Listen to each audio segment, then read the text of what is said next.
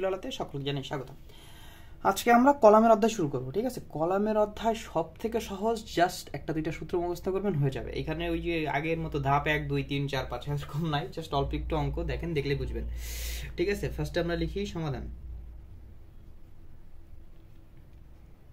দেখেন আমার প্রশ্নে কি আছে, প্রশ্নটা পড়ি। আমরা তো প্রশ্ন না পড়ে অঙ্ক করা শুরু করে দিই, আগে প্রশ্নটা পড়ি। 85 টন লোডের নিরাপদ বহন 85 টন লোড নিরাপদে বহন করতে পারে এমন একটি আরসিসি বর্গাকার টাইট কলাম ডিজাইন করো। ঠিক আছে, আমাদের ফার্স্টে দেখতে হবে আমাদের কি জিনিস আছে, সেটা হচ্ছে আরসিসি কলাম কিনা এবং এটা কোন আকৃতির, বর্গাকার নাকি সেটা। আর একটা হচ্ছে মেইন যে জিনিসটা ফলো করতে হবে সেটা হচ্ছে কি কলাম, টাইট কলাম না স্পাইরাল কলাম, আমাদের এইটা আগে দেখতে হবে। আমাদের বলছে টাইট কলাম।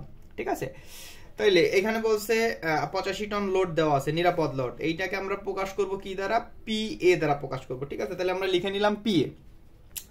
এখানে বলছে রিডাকশন ফ্যাক্টরের মানে ডিটেলস জানতে গেলে আরো অনেক বিস্তারিত পড়া লাগবে, আমরা তো বিস্তারিত যাচ্ছি না। জাস্ট মনে রাখেন রিডাকশন ফ্যাক্টর ছাড়া আপনি অঙ্ক করতে পারবেন না। রিডাকশন ফ্যাক্টরটা হচ্ছে মেইন একটা বিষয়। ঠিক আছে, রিডাকশন ফ্যাক্টর যদি প্রশ্নের দিয়ে দেওয়া থাকে তাহলে সহজে অঙ্ক হয়ে যাবে, না দিলে আমাদের বের করে নিতে হবে, এছাড়া আর কিছু না। তো রিডাকশন ফ্যাক্টরকে আমরা কি দ্বারা প্রকাশ করব, আর দ্বারা প্রকাশ করব। ঠিক আছে, গেল। আর এফসি প্রাইম, ঠিক আছে, এটা এফসি প্রাইম, তো এফসি প্রাইমের মান দেওয়া আছে, আর হচ্ছে কি ওয়াই এর মান দেওয়া আছে। এগুলা তো মান দেওয়াই আছে, এগুলা বের করা লাগবে না, সরাসরি যা দেওয়া আছে তাই। ঠিক আছে, আমরা সরাসরি প্রশ্নে চলে যাই।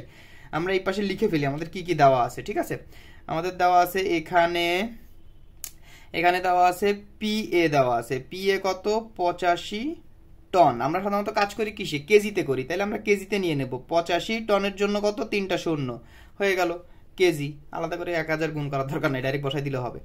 যাই হোক, এখন আসি আমরা আর কত দেওয়া আছে, 0.8 দেওয়া আছে, এর কোনো একক নেই, লিখলাম না।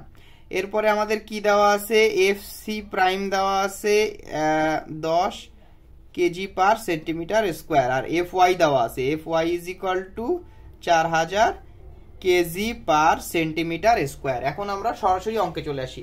আমাদের ফার্স্টেই প্রথমে উল্লেখ করে দিতে হবে যে আমাদের এখানে রিডাকশন ফ্যাক্টর আছে কি নাই। ঠিক আছে, তাহলে আমাদের যেহেতু এখানে আছে, তাহলে আমরা লিখে দিব এখানে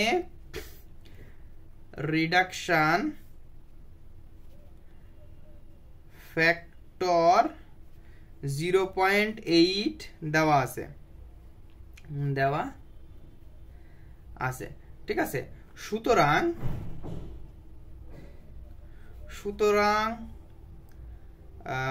প্রথমে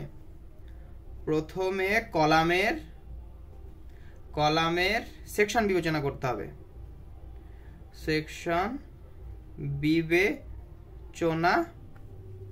করতে হবে, ক্লিয়ার?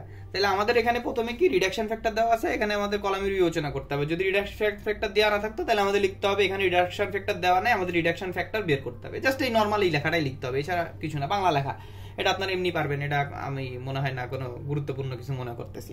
ঠিক আছে, তো যেহেতু আমাদের এখানে বলছে কি কলামের সেকশন বিবেচনা করতে হবে, যেহেতু কলামের সেকশন কিন্তু আমাদের প্রশ্নে দেওয়া নাই। কলামের সেকশন কোনটা, কলামের সেকশন হচ্ছে এই যে এইটা, যে এই বরাবর কতটুকু আছে আর এই বরাবর কতটুকু আছে। ঠিক আছে, এইটা তার মানে হচ্ছে দৈর্ঘ্য আর প্রস্থ আমাদের কতটুকু হবে, এইটা আমাদের আগে জানতে হবে, তাই না?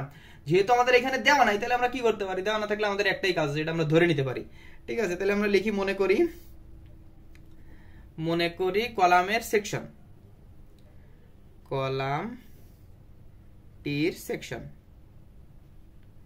কলামটির section is equal to 40 centimetre into 40 centimetre. গেল। এখন আসি ডিজাইন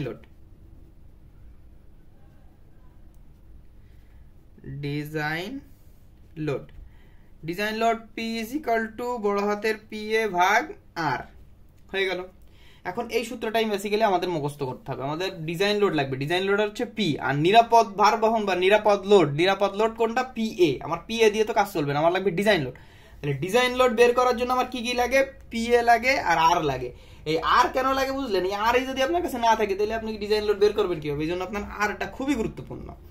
তো এখন আমার এই টনটা দেওয়া আছে কত, কেজিতে আমি বের করে নিছি, তাহলে লিখে দিলাম আর এর মান 0.8 হয়ে গেল। তাহলে সরাসরি কিন্তু আমার ডিজাইন লোড যেটা, সেটা কিন্তু আমার চলে আসতেছে। এটা যদি ক্যালকুলেশন করেন আসবে হচ্ছে 10 6250 KG. Clear? Normal calculation, just ভাগ দিবেন, অঙ্ক কিন্তু হয়ে যাবে। এরপরে আসি কিসে, আমাদের আরেকটা জিনিস লাগবে, সেটা হচ্ছে কলামের ক্ষেত্রফল। ঠিক আছে, কলামের ক্ষেত্রফল তো সহজ, বুঝতেছি নি, এটা গুণ এটা করলে কলামের ক্ষেত্রফল হয়ে যাবে, এটা তো বড় কিছু না। কলামের ক্ষেত্রফল, তাহলে আমরা লিখি কলামের ক্ষেত্রফল, কলামের ক্ষেত্রফল এজি ইজ ইকুয়াল টু কত, 40 ইন্টু 40, তাই না? কলামের ক্ষেত্রফলকে আমরা এজি দ্বারা প্রকাশ করতেছি। ঠিক আছে, আমরা এ দিয়ে প্রকাশ করতে পারি, কিন্তু পরে আরো এ আছে, তো এই জন্য জাস্ট আমরা এজি দিয়ে প্রকাশ করতেছি। তো এখানে কত গুণ করলে হচ্ছে 4 4 16, দুটো শূন্য আছে, দুটো শূন্য বসাই দিলাম, কি হবে, সেন্টিমিটার স্কোয়ার। তাহলে আমার কলামের ক্ষেত্রফল হয়ে গেল। মেইন অঙ্ক শুরু হচ্ছে এখন, জাস্ট একটা সূত্র মুখস্থ করতে হয়, একটা সূত্র মুখস্থ করেন, বিলিভ করেন আমারে, একটা সূত্র মুখস্থ করলে এই পুরো অঙ্ক হয়ে যাচ্ছে, জাস্ট একটা সূত্র। সেই সূত্রটা কি? সেই সূত্রটা হচ্ছে আমরা জানি P is equal to 0.85 AG first bracket 0.25 FC prime plus FS PG। Just এইটা একটা সূত্র, এই সূত্রটা মুখস্থ করলে অঙ্ক হয়ে যাবে। ঠিক আছে, সব মান দেখেন আমার উপরে দেওয়া আছে, পির মান বের করছি, এজির মান বের করলাম, এফসির মান প্রশ্ন থেকে পাইছি, এফএস এর মান প্রশ্নে দেওয়া নাই, এফওয়াই দেওয়া আছে, এফওয়াই থেকে আমরা এখন এফএস বের করব, আর পিজির মান এই প্রশ্নে, সরি পিজির মান হচ্ছে আমার বের করতে হবে।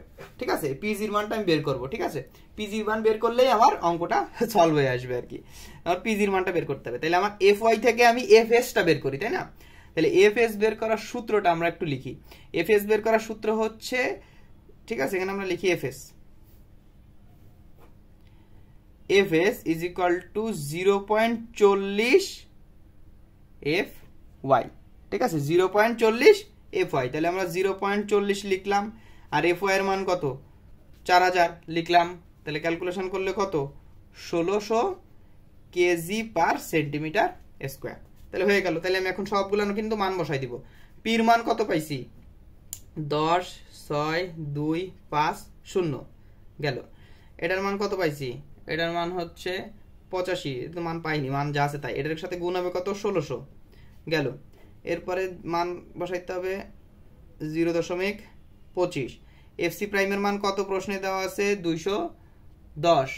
ঠিক আছে, যোগ এফএস এর মান মাত্র পাইলাম 1600, যোগ তো না, এনে গুণ পিজি বা রোজি যাই বলেন, পিজি আর কি। তো আমার কিন্তু মান যা আছে সব বসাই দিছে, এখন জাস্ট আমার ক্যালকুলেশন করতে হবে। ক্যালকুলেশনগুলো করবেন আপনারা, ক্যালকুলেটর ধরে ফেলেন, যার হাতে ক্যালকুলেটর আছে। এই দুটারে যদি আমরা গুণ করি, এই দুটারে গুণ করলে আসবে 71400। ঠিক আছে, দিলাম 71400, সাথে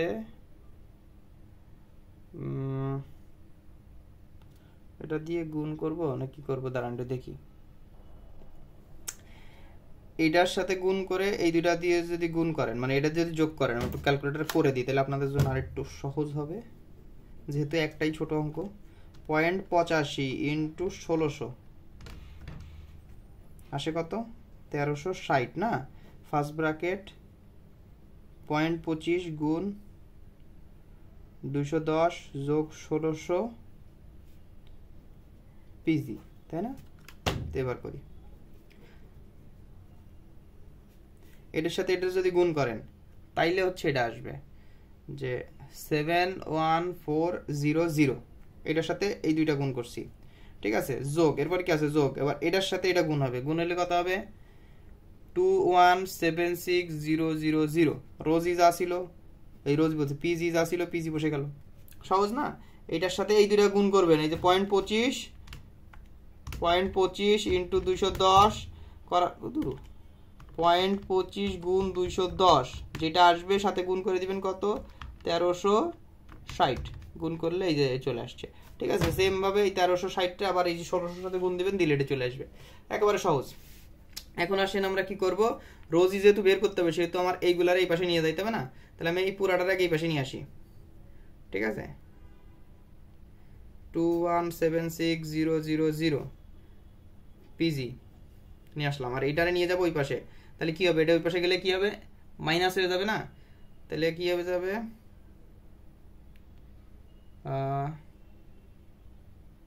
আচ্ছা এটা যদি আমি এই পাশে নিয়ে আসি তাহলে তো এটাও মাইনাস হয়ে যাচ্ছে, এই পুরাটার এই পাশে নিয়েছি প্লাস আছে মাইনাস হয়ে গেছে, আর এটা যদি আমি এই পাশে নিয়ে যাই তাহলে মাইনাস হয়ে যাবে। তাহলে 71400 মাইনাস এই পাশে গেল 106250।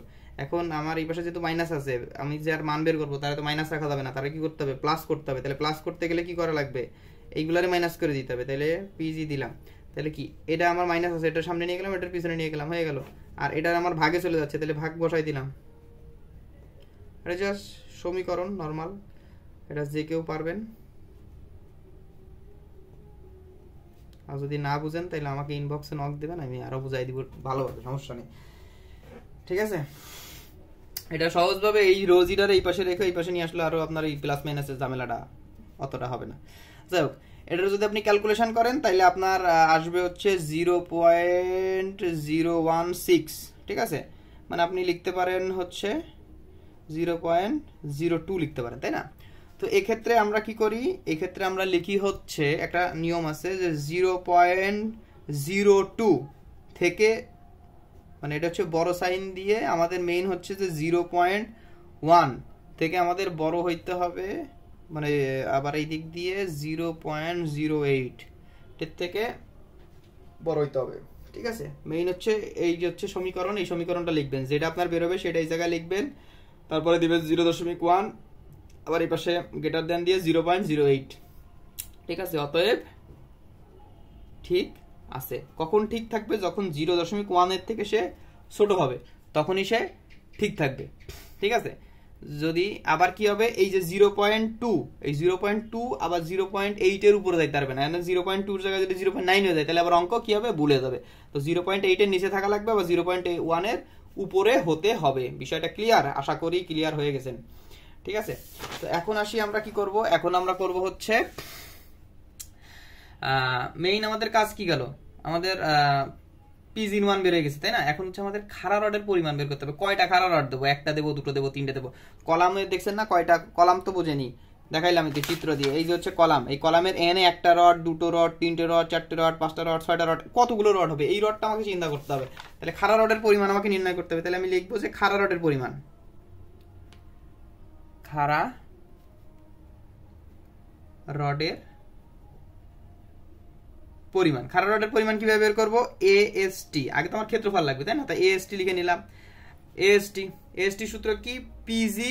পিজি কেন বের করলাম বুঝছেন, খাড়া রড পরিমাণ বের করার জন্য, পিজি ইন্টু এজি, ঠিক আছে। পিজি ইন্টু এজি যদি করি তাহলে আমাদের হয়ে যাবে, পিজির মান বের হয়েছে 0.2, ওই সরি 0.02, আর এজির মান বের হয়েছিল 1600, তাই না। তো এই দুইটারে গুণ করলে 32 সেন্টিমিটার স্কোয়ার, ঠিক আছে। তাহলে আমার খাড়া রডের পরিমাণ কত বেরোলো, 32 বেরোইলো, ঠিক আছে। এখন আমরা কত মিলিমিটারের রড ব্যবহার করব, এটা হচ্ছে আমার এখন দেখার বিষয়। আমি চাইলে 12 মিলিমিটার, 10 মিলিমিটার, 30 মিলিমিটার চাই ব্যবহার করতে পারি, যেহেতু আমার খাড়া রডগুলো একটু মোটা হওয়া প্রয়োজন, ঠিক আছে। এখানে আমরা 32 মিলিমিটার ব্যবহার করব, ঠিক আছে, 32 মিলিমিটার। এখন আবার ভাইবেন না যে এখানে 32 বেরোয়েছে এই জন্য 32 করতেছি, ওইটা মিলিমিটার, এটা বেরোয়েছে সেন্টিমিটার, এটা আপনার যা আসতে পারে। আপনি এখানে চাইলে 22 মিলিমিটারেরও রড ব্যবহার করতে পারতেন, কোনো বিষয় না। আমরা এখানে 32 ব্যবহার করতেছি, ঠিক আছে, 32 মিলিমিটার, ঠিক আছে। রড ব্যবহার করলে রডের সংখ্যা কি হবে, তাহলে আমার এই 32, আমরা একটা ছোট পড়ছিলাম না, এই যে এএসটি ভাগ ছোট হাতের এএসটি, ঠিক আছে। তাহলে আমার এই যে 32 আর নিচে কি π/4 ডি স্কয়ার। আমি এখন ছোট হাতের ডি বলতে তো আর নেই, মানে এখানে আমার যেই রডটা ব্যবহার করব সেই রডের ইটা হবে, তাহলে ছোট হাতের রড 32 এর স্কয়ার, ঠিক আছে। এখন 32 এর স্কয়ার করতে গেলে আমার তো মিলিমিটারে আছে, উপরটা আছে সেন্টিমিটারে, তাহলে কি হবে, একটা দশমিক হয়ে যাবে, 10 দিয়ে ভাগ দিবেন। তাহলে আমার এখানে কত আসতেছে 3.98। তার মানে আমরা কয়টা লিখতে পারি, 4টা রড আমাদের ব্যবহার করা যেতে পারে। তাহলে আমরা 4টা রড ব্যবহার করব, ঠিক আছে।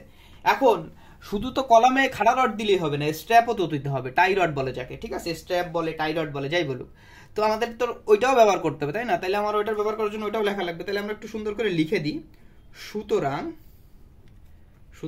4টি 32 mm ব্যাসের রড ব্যবহার করতে হবে। গেল। এরপরে আসি আমরা কি, এবার হচ্ছে আমরা টাই রড ডিজাইন করব। তাহলে লিখি টাই রড ডিজাইন, টাই রড ডিজাইন, টাই রড ডিজাইন।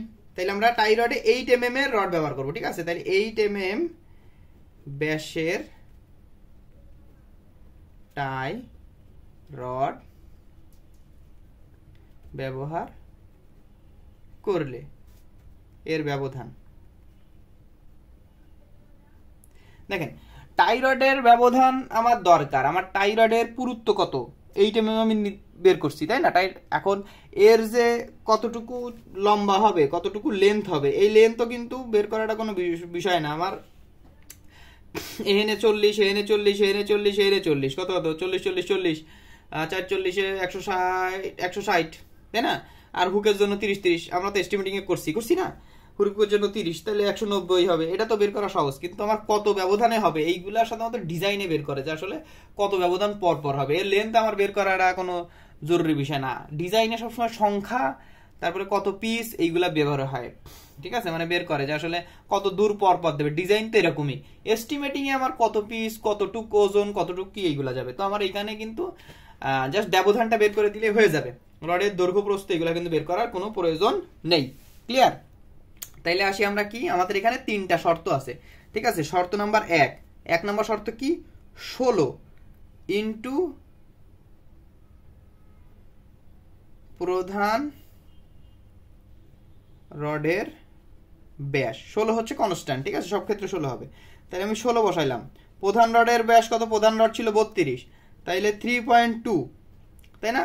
এটা যদি ক্যালকুলেশন করেন আসবে 51.2 সেন্টিমিটার। গেল। এরপর আসি 2 নম্বরে। 2 নম্বরে কি 48, এই 48ও কনস্ট্যান্ট। 48 প্লাস টাই রডের ব্যাস। টাই রডের ব্যাস কত, 48 ইন্টু টাই রডের ব্যাস হচ্ছে 0.8, ঠিক আছে, করলে কত 38.4 সেন্টিমিটার। গেল। এরপরে আসবে 3 নাম্বারটা। 3 নাম্বারটা কি, ন্যূনতম পার্শ্ব মাপ। ন্যূনতম পার্শ্ব মাপ মানে সেকশনের যে মাপটা ছিল, ন্যূনতম পার্শ্ব মাপ কত, 40 সেন্টিমিটার। একবার এই জায়গায় লিখে দিলে 40 সেন্টিমিটার। তাহলে আমার এর মধ্যে সব থেকে কম কোনটা, 38.4 না। তার মানে আমরা 38 লিখতে পারি। আমরা তো দেখছি যে সেকশন টু সেকশনে এই দশমিকটা আমরা নেই না, ডাইরেক্ট 38 লিখে দিই। বা যদি 38.7 থাকতো তাও আমরা 38 লিখে দিতাম, এরকমই তো দেখছেন। তো সুতরাং 8 mm ব্যাসের rod 38 centimetre centre to centre বসাতে হবে, ঠিক আছে। এখন কলামে অবশ্য অনেক সময় কি হয় জানেন, 2 সারিতে কিন্তু এই টাই রডটা বসায়। যদি 2 সারিতে বসায় তাহলে আমার 38 কি বসানোর দরকার আছে, 38 এর জায়গায় আমার অর্ধেক হয়ে যাবে। 38 এর অর্ধেক কত, 19, তাহলে আমার 19 হবে। তাহলে আমি লিখে দিব 2 সারিতে বসানো হলে 19 সেন্টিমিটার সেন্টার টু সেন্টার ব্যবধানে বসাতে হবে, ঠিক আছে। যদি আমরা অর্ধেকে বসাই, মানে আপনার কি বলে, যদি আমরা 2 সারিতে বসাই তাহলে আমরা এই যে 38 এর অর্ধেক করে দিয়ে 19 লিখে দিব। আর যদি আমরা 1 সারিতে বসাই তাহলে আমাদের 38 সেন্টিমিটার পর পর বসাইতে হবে। কলাম যত বড় সেইভাবে বসাবো, ঠিক আছে। এখন আমরা কলামের একটা সেকশন আঁকাই। দেখেন চিত্র আঁকাইতে হবে লাস্ট একটা 40 বর্গাকার, যেহেতু 40 40, এইদিকে আছে 40, এইদিকে আছে 40, ঠিক আছে। আর রড তো একটু কাভারিং থেকে ভিতরেই হবে, তাই না। তাহলে আমার রড আছে, মেইন রড তো এটা 4টে, তাহলে এরকম দিলাম 4টে, ঠিক আছে। এইখান থেকে আমার টাই রড হচ্ছে, তাহলে হুক এরকম এরকম চলে আসবে 4টে। আসার পরে কি হবে, এইখান থেকে একটা হুক বেরোবে, এইখান থেকে একটা হুক বেরোবে, যেহেতু হুক তো থাকবেই, এই রডের এরকম একটা হুক হবে, ঠিক আছে। হওয়ার পরে এবার আপনি লিখে দিবেন যে এই যে মোটা রডটা কত ছিল, মোটা রডটা ছিল হচ্ছে আপনার 4টে লাগবে 32 mm এর, ঠিক আছে, 5 মেইন রড, ঠিক আছে। এরপরে আপনার কি, এই যে স্ট্র্যাপ যেটা আছে, এই স্ট্র্যাপটা এরকম দাগ দিবেন, দাগ দিয়ে কি লিখবেন 8 mm, ঠিক আছে।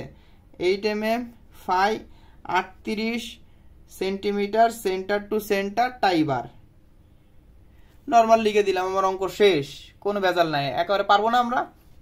এর থেকে সহজ অঙ্ক কিন্তু হয় না। জাস্ট একটা সূত্র মুখস্থ করতে হবে। সেটা কোন সূত্র? সেটা হচ্ছে এই সূত্র। এই সূত্রটা মুখস্থ করলে অঙ্ক কিন্তু ক্লিয়ার হয়ে যাবে। তো যাই হোক, সবাই অঙ্কটা চর্চা করেন। ইনশাল্লাহ এরপরের দিন আরেকটা অঙ্ক নিয়ে আসবো, যেটা রিডাকশন ফ্যাক্টর থাকবে না। ঠিক আছে? তো রিডাকশন ফ্যাক্টর ছাড়াই আমরা একটা অঙ্ক করবো। সবাই ভালো থাকেন, সুস্থ থাকেন, আল্লাহ হাফেজ।